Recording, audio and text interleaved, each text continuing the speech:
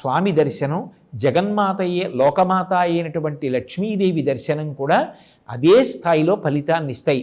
శివకేశవుల మధ్య అభేదం పాటించడం అనేటటువంటిది జీవితంలో ప్రధానంగా అలవాటు కావాలి. ఆ రోజున తప్పకుండా చెయ్యవలసినటువంటి పనులలో ఒకటి గోపూజ చేసి వృషభ పూజ చెయ్యాలి.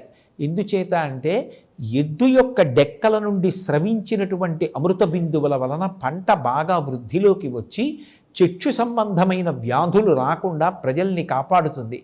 అంత గొప్పగా ముఖభాగము చేత అనుగ్రహించగలిగినది వృషభము, పృష్ఠభాగము చేత అనుగ్రహించగలిగినది గోవు.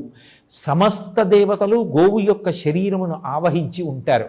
అందుకే ఆ రోజు తప్పకుండా గోవు యొక్క దర్శనం చేసి గోవుకి ప్రదక్షిణం చేసి నమస్కరించి కాస్త గోగ్రాసం పెట్టి వృషభ పూజ చేసి వస్తే విశేషమైనటువంటి ఫలితం కలుగుతుంది.